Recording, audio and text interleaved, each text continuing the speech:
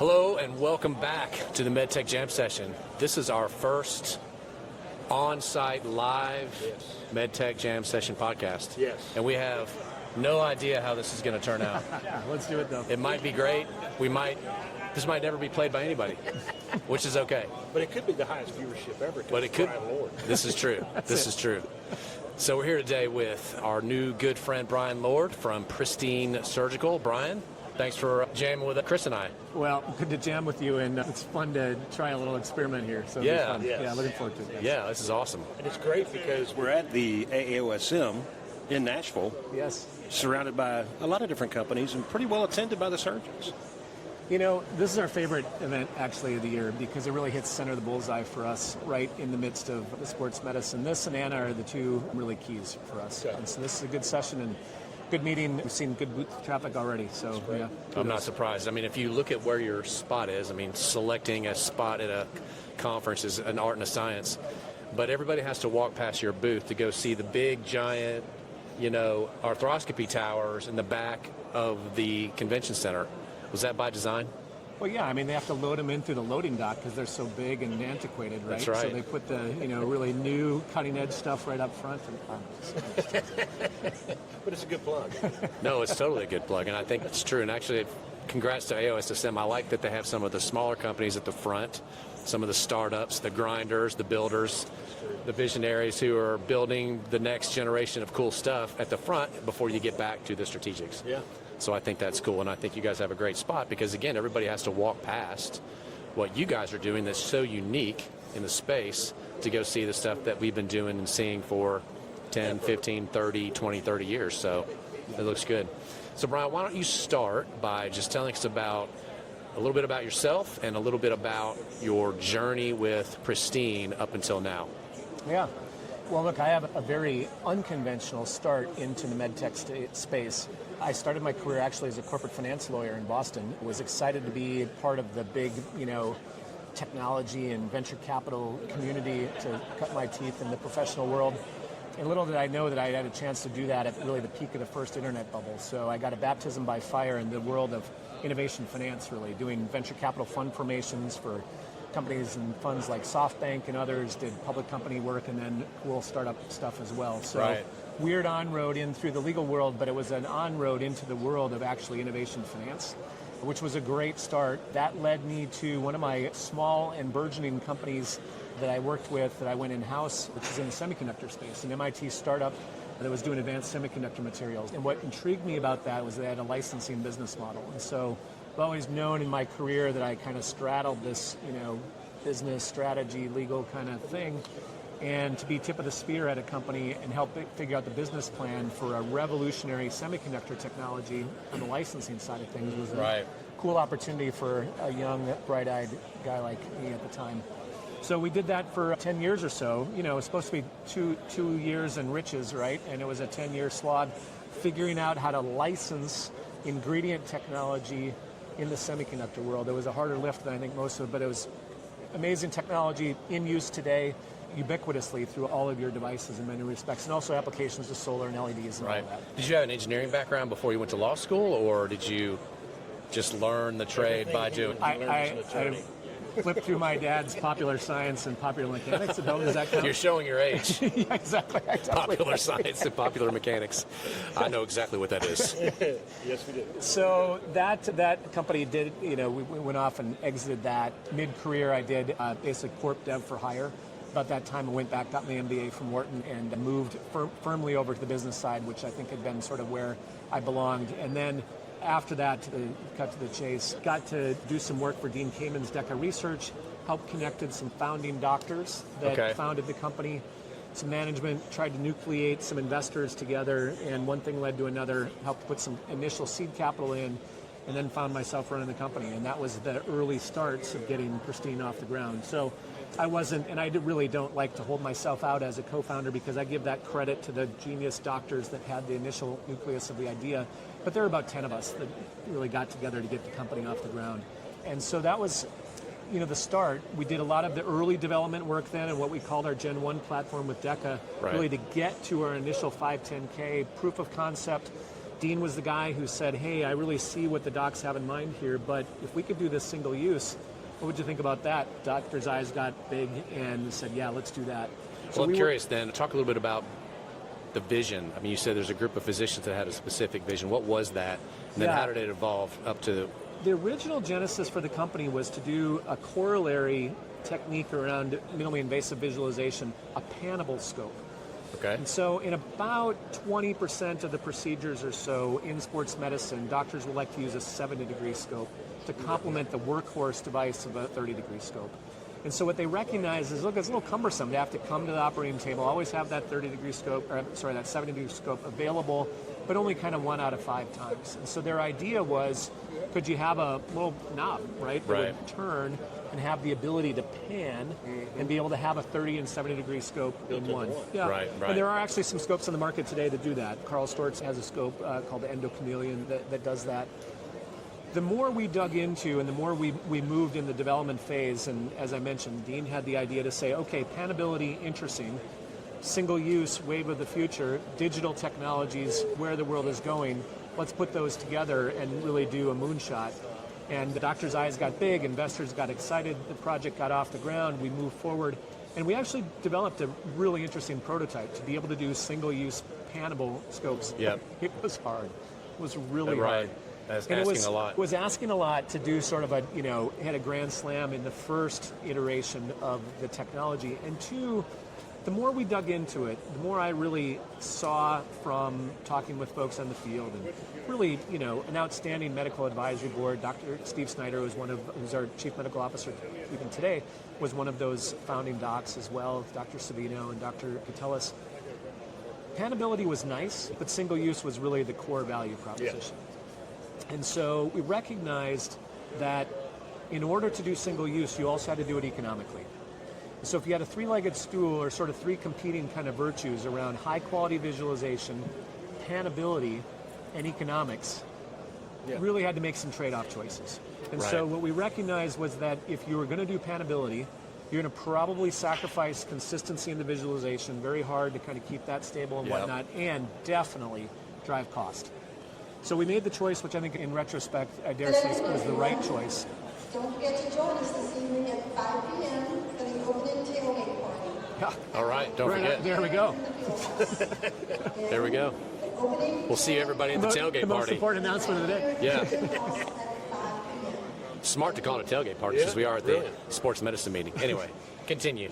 So we made the choice, right? We made the choice to say, look, let's focus on what we really think to be the core value proposition about single use. Right. Let's focus on high quality visualization in the instantaneous image, and let's focus on getting devices that we can deliver at a price point where the promise is that we can deliver cost savings along with this next generation technology.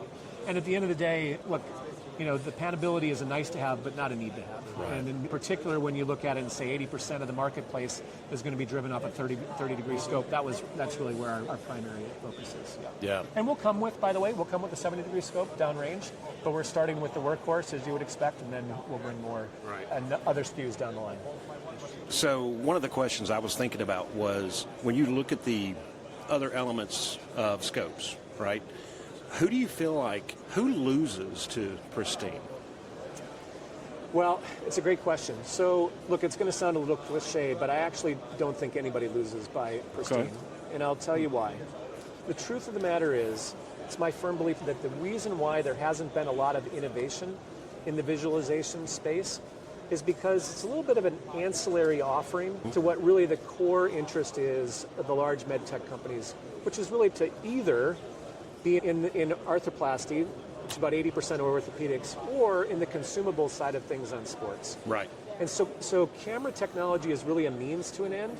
From a development, from a capabilities perspective, it's nice to be able to cross-sell to it, and people certainly are creative about putting bundles together and the like. And so in essence, you need each other.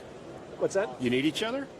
Not necessarily need each other. I wouldn't go so far on the other end of the spectrum to say that, but I do think that what it is an opportunity for the entire industry to take in advance. Okay.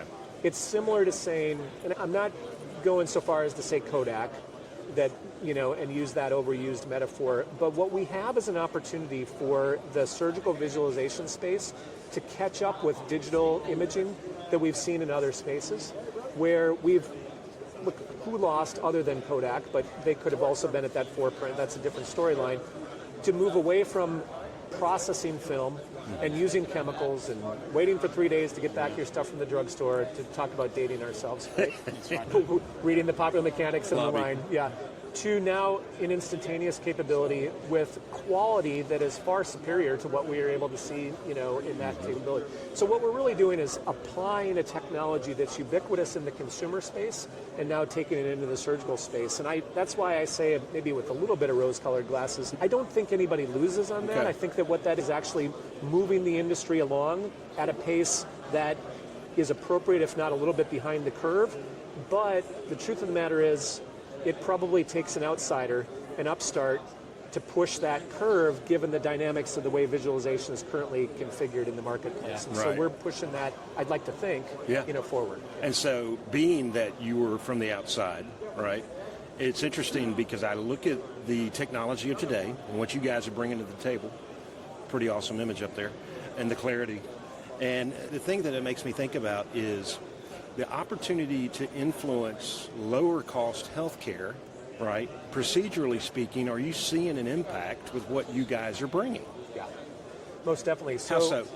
We have this interesting paradox at Pristine. We are founded by some prolific sports medicine surgeons. Dr. Steve Snyder, our chief medical officer, belongs on the Mount Rushmore of arthroscopy, right? And so we have this prestigious medical advisory board. But the truth of the matter is that it's the day in and day out, regular Joe surgeon and regular Joe surgery center that we perhaps bring the highest amount of value to. Okay. If you're Dr. Snyder at SCOE, Dr. Gettleman at SCOE, Dr. Williams at HSS, got beautiful equipment, right? Yeah. And let's face it, all of the large companies want to make sure that they're there and serving those large, prolific, and prestigious customers, as do we. Take nothing away from that. But when you think about also the surgery center in Williston, North Dakota, that's doing surgeries as well as those in New York City or in Los Angeles, that surgery center has maybe 720p. They might have squeaked into the HD. Certainly not new state-of-the-art 4K devices. They're probably on their last leg. They're probably struggling, like most surgery centers, to bring the capital equipment or the capital in to make that upgrade into the capital equipment. If they can figure out how to actually upgrade into 4K with no additional capital expense and move into a mode where now they're able to get into a digital imaging configuration, preserve their pumps, preserve their other tools, which are, 30-year life to those things, that's a no-brainer for that facility. So we have this interesting dichotomy of prolific advisors and drivers of our medical advisory board, but then also bottom of the pyramid sort of sweet spot, and where our offering and our value proposition really is even the highest. Okay. Are you a medtech company prepping for a big product launch and are struggling to get the attention of your sales team so that they can hit the ground running? Or are you a medical device sales professional who is frustrated because you have to go to one platform for sales training, another platform to access selling tools, and then go to your email to check for important company updates? Well, here at ConveyMED, we've built a better way. Welcome to ConveyConnect. Your bespoke, company-branded mobile app will become the single source of truth for your sales reps, resulting in a better trained, connected, and engaged team who will crush quotas. Organize your training content to accelerate Salesforce readiness. Customize your sales library so your reps can easily find and use the selling tools that move prospects to customers. Build culture and camaraderie with your own internal social media feed right inside the app. Built on a secure platform and customized for your needs, we can get your mobile app deployed to the app stores in a matter of weeks. Please visit conveymed.io to learn more and schedule a demo. Yeah, you're kind of describing the classic, for the strategics, the classic innovator's dilemma. Like, we have so much invested in all this technology. How do we disrupt ourselves? That's right. And you're sort of potentially doing it for them. Yeah. Talk about, we chatted about this before we started to record this episode, about the experience you had when you first went to market, what you learned, and how that is informing kind of where you are today with your current product, and then maybe just give us a little show and tell here. Yeah, well, I think, coming from the outside, if you're in, or maybe even more pertinent, coming from perhaps the semiconductor industry, if you're in the semiconductor industry, your supply chain is wide, extensive, complicated, but you're selling into largely a consumer electronics-driven marketplace. And so your end use, you understand, is the CESs of the world and the consumer electronics and iPhones and everything else. Right.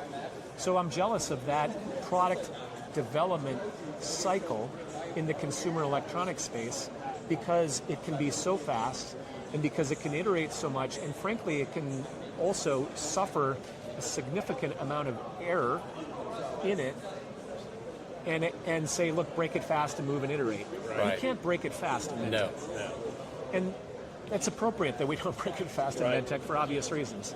So if you take a step back and sort of look through that track and what our requirements are to innovate in medtech, we have to get not only that first kind of, prototype-y proof of concept, 510K, and oftentimes people will break it into 2 steps. We all know that drill. But to get to large volume manufacturing and to get to that 510K, to approve that high volume manufacturing, you're investing in that high volume manufacturing capability to go to the FDA and say, my design is frozen, it's all locked in, it's all tested, and the application is thorough. And then you have a chance to put it in patient number 1. Right.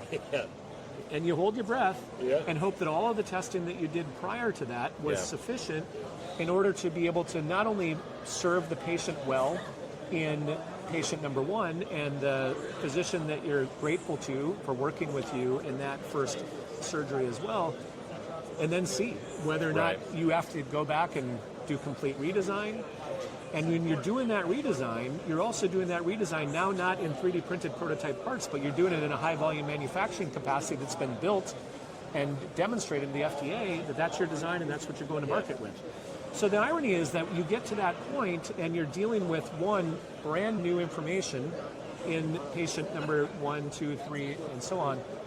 And then the things that you learn, you have to go back and apply into a relatively slow feedback loop because you're out dealing with stainless steel molds and other componentry in that high volume manufacturing mode. So it is a challenging environment. And what we learned when we did that was 2 things.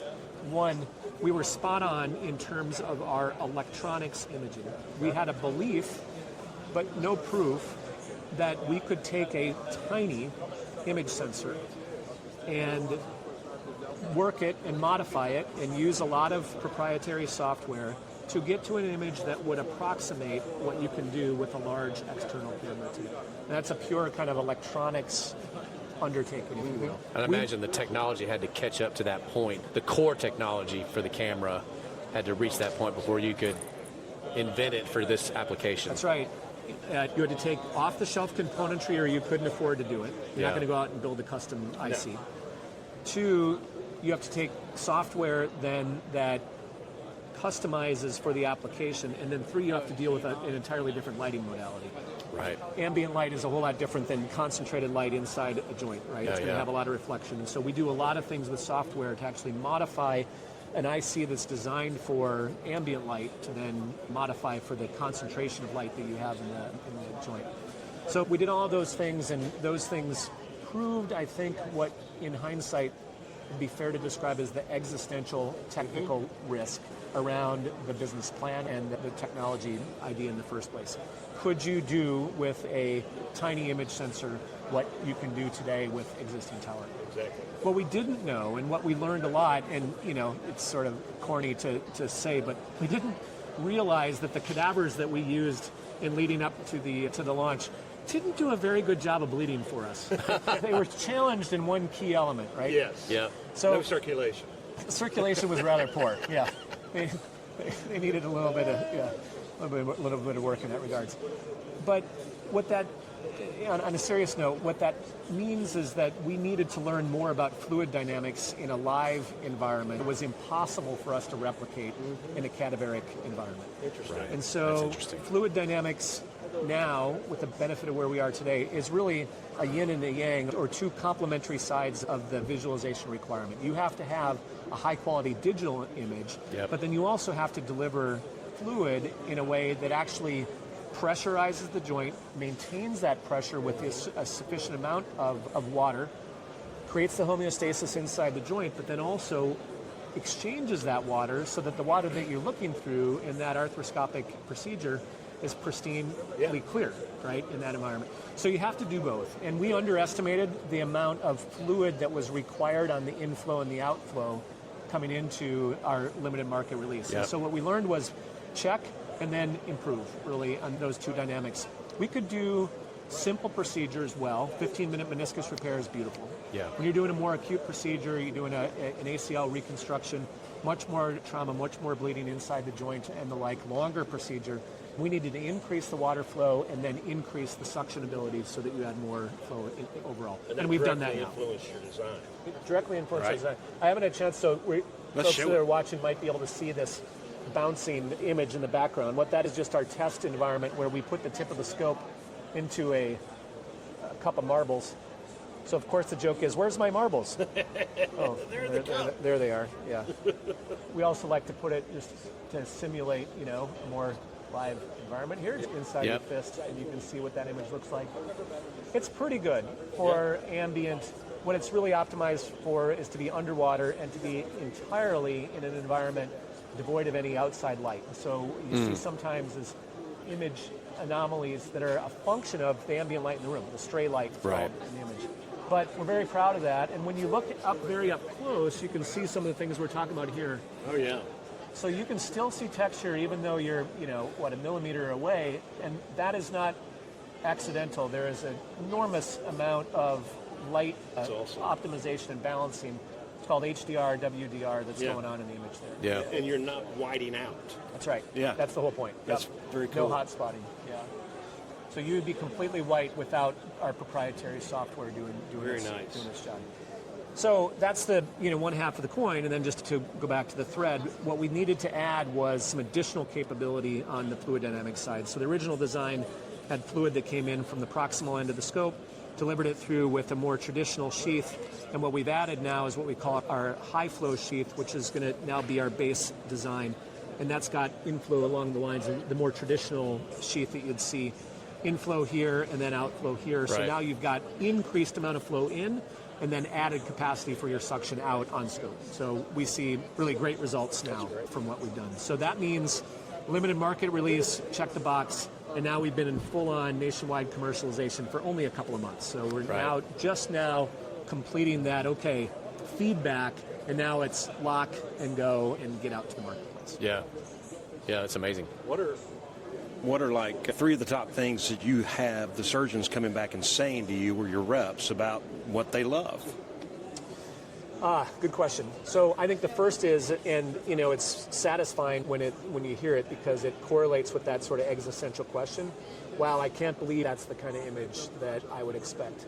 Some, look, I get way inside baseball. Who knew? But it's well known apparently for the folks that sell these devices that there's different hues, and you can kind of tell a little bit about different companies that have a little different shade of that. So you get some little semblance of, do you like the Samsung or do you like the Sony, sort of TV in your rec room. You'll get a little bit of that, but that's really more of a preference. When you're getting into that type of fine tuning, you know that you've succeeded. Yes. Right now you're in the game and you're playing really on a equal playing field from a visualization perspective. So like that. Two, interestingly, we get feedback on how light it is. Yeah. It's really much lighter, and some docs really could care less. Others say, wow, that's really substantial, and that they'll, feel it. A painter with a, paintbrush all day long in their hand is going to feel a difference in that Is in there that a learning device. curve because it's lighter? Is it in their hands? What they're used to, the weight and the feel of what they're used to using compared to something that's lighter. So I would say that it's not necessarily because it's lighter, but what we generally will say is that it takes you a procedure or two just Yeah, to that's make fair. the adjustment, right? Yeah. What we've done is intentionally design the device to be drop into the hand familiar to the surgeon. We have a writing mechanism that you can rotate, the image radially on the screen, all those sorts of things designed to be able to hold in multiple different ways. Yep. But also necessarily, look, we've taken a camera head that used to be here and now it's chip on the tip. We've taken a light source that used to come off side, now it's chip on the tip. We have a circuitry in the handle, so the handle, has to be a certain size. So I kind of liken it to, look, the first time I got in an electric car at the Avis, lot, I'm like looking over my shoulders and I'm sitting there for like 15 minutes going, What do I do next? How's this going to where's work? the start button? So there's a little bit of that when you realize that all you need to do is put it in gear and then it just starts to move and you go, oh, Okay. got it. And you look down, there's a a vertical pedal on the right and there's a square pedal in the middle, you're like, okay, I can kind of go there. I recognize that. Yeah, and you kind of gingerly move out of the parking spot and off you go. It's very similar, I think, to that. So to say that you're just going to kind of snap would be a little bit too optimistic, but it's a procedure or two. Yeah. That's a great analogy, actually. Makes a lot of sense. So you're ready to go commercial. What are the biggest barriers or obstacles you feel like you have to overcome as you are now, you've got 510K approval, you're worked through all of the LMR challenges, you've got it dialed in, as you just said. So what's next?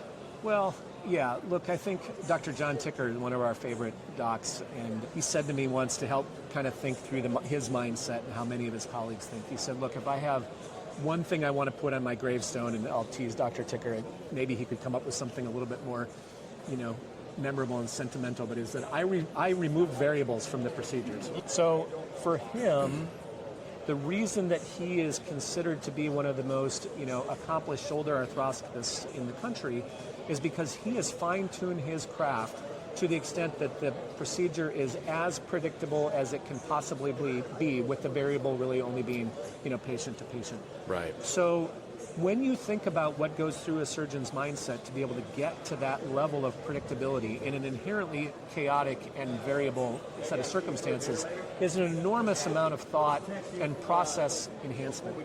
And now what we're asking them to do is to consider changing their primary tool by which they do their work.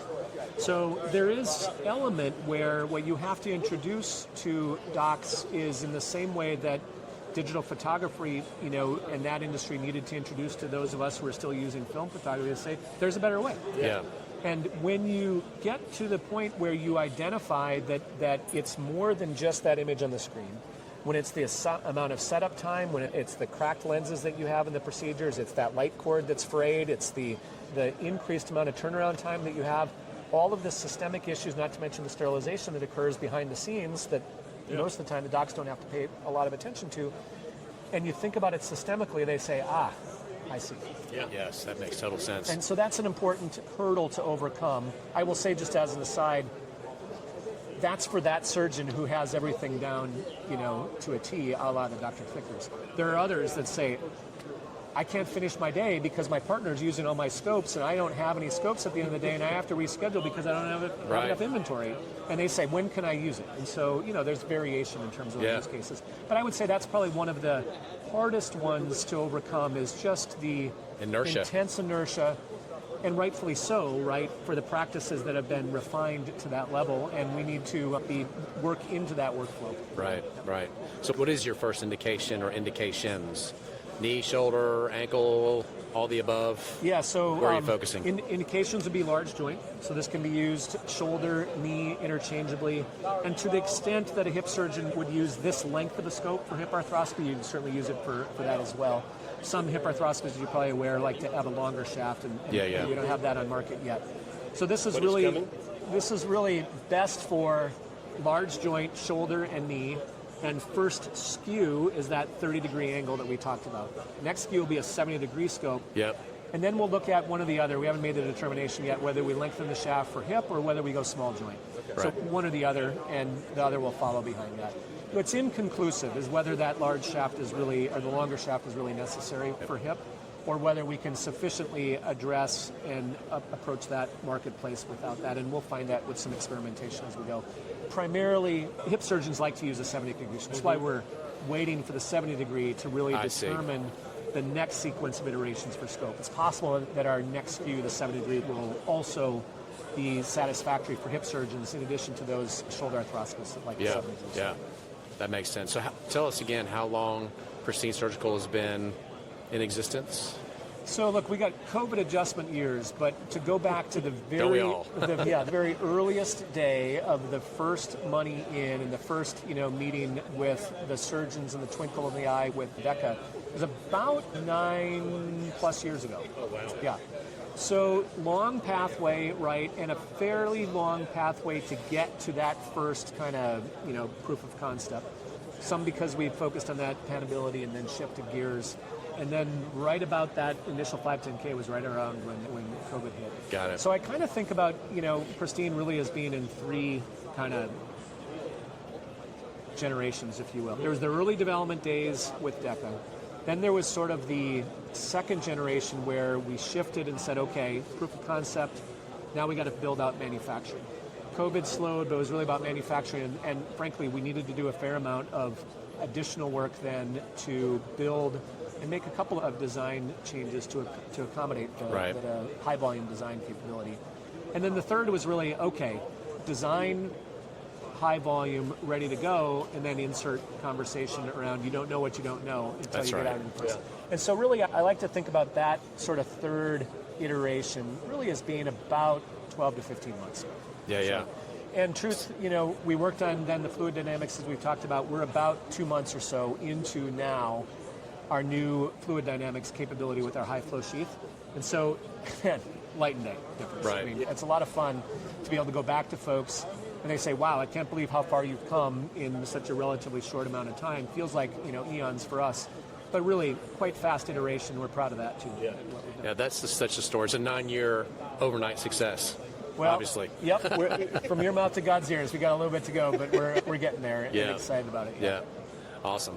That's great. So, Bryan, anything else you want to share? Where can people who are looking for you or can find you? Are you guys raising a round, or are you guys good for now, or what? So we have raised a round. We're good for now, but always welcome conversations with folks about things. We've got a wonderful partner on the capital side of things, our first institutional investor, who's been very supportive, and so no round that we're pursuing immediately. And obviously, next round will come, in discussions with them about how we want to proceed. I will say one other thing that perhaps we haven't touched on, and I think is an important element of our overall platform. We focused a lot on the scope itself. One of the things that we're also very proud about, and we think is really an additional frontier for our technology development, is our cloud-based platform as well. Right. So if I may just touch on that just a little bit. So, look, this is a piece of hardware. It's got a bunch of software that runs it, puts an image on the screen. But once those images are taken, where do they go? On a traditional device, you hit print and off comes a $5 glossy sheet of paper with all the images on it, and you walk them down the hall, and that's the way people handle their images. I have one of those. We recognized early that we wanted that there was opportunities really for digital connectivity into the cloud. And there are really two at least, and then a third, opportunity that comes from that. Number one is image management. Instead of printing to paper, put it in the cloud. We don't print to paper anymore. We store our devices on our phone and our pictures on our phone. And as we know, those pictures aren't even on their phone. They're in the cloud, and they come down one by one as we use need them. Yeah. It's exactly the same way that we built, so a very familiar cloud-based platform. Two, we built the cloud-based platform also to address a critical need in single-use devices, and that's inventory control. So we automated the entire inventory management for our customers, which enabled our business model to be something we call scopes by subscription. So customers, instead of having to order and maintain yet another SKU that they have to worry about running out of on a critical element like visualization, for us, they simply sign up and say, look, manage the inventory for us. Yep. When we get to a certain par level and we know how those scopes are being used, we can track that digitally, reorder and send me, whatever it might be, 6, 12, 18, at a time, and they show up, go on the shelf, and all that takes away the risk of having surgeries without an inventory on your shelf. So that digital fulfillment is the second key capability of our platform. And then the third is where, of course, would any podcast today be complete if I didn't say the two magic letters? It's an AI on-ramp. Yeah. So we have the opportunity to bring AI also into the procedure because now we have a supercomputer in the operating room, cloud connected and facilitated, which allows us then to bring a whole new suite of capabilities downrange. We can talk about roadmap and SKUs on the hardware side of things, but now we also have an avenue to bring features and functionality on the digital side. So we just released voice controls, so we can say, for example, now Summit take a picture, Summit record a video. That automatically then activates the device, and you'll see in the months ahead whole new suite of functionality that we'll be rolling out then as well on the digital side. I think that's a big deal. I think, What about all the data you're collecting? I mean, that's got to be a gold mine of information, all the images and stuff that you're capturing in the cloud for research, for future discoveries. It is. Are you doing much with the data? Yeah, our first goal is to work with our customers to make sure that they have confidence in the data integrity. Right. And that's all managed. So it's all behind a HIPAA controlled environment. Of course, yeah. We will be bringing capabilities online where we're able to really give insights to our customers from a data perspective. And that's where I think for us is going to be the most powerful application Yes. of that. When you can start to get insights of variations from procedure to procedure, back to the Dr. Ticker example, when you can give institutions insights that they previously may not have had before, I think that's where the most valuable aspects of things are going to be, and it really continues our mission to serve efficiency and insights, primarily for our customers. So Yeah. there are opportunities there, but that's where we're going to focus our attention. It makes total sense. One last question. So with the inventory control element of it, you're obviously able to ramp that into your CRM system. Are you able to, so you're tracking how your reps are doing, you're able to do all that, you're doing the reordering. It becomes one circular, really slick device. That's right. When did you first envision that piece of it? Honestly, early on. Okay. That was, I perhaps described the logic sequence in reverse, because we recognized early on that a Achilles heel to our business model is inventory control. Yeah. And so we talked about building that cloud-based platform to manage that inventory control very early on in our business plan and our business model. And from that came things like digital image management, and obviously later on from AI. So it was really about trying to think 360 around the risk factors around a new platform that we developed, that inventory management. You are correct about some of the things that we can do there. The other thing that we have not really explored much at all, but we built intentionally, is that we also have the ability to partner with other companies that have single-use capabilities, and we can offer digital fulfillment from our platform as well. So you can imagine then you go to a facility and say, hey, look, not only do you have the ability to manage this, but we also have a partnership with Acme Co. They've got their components, their consumables, whatever it might be, also at a logistics facility.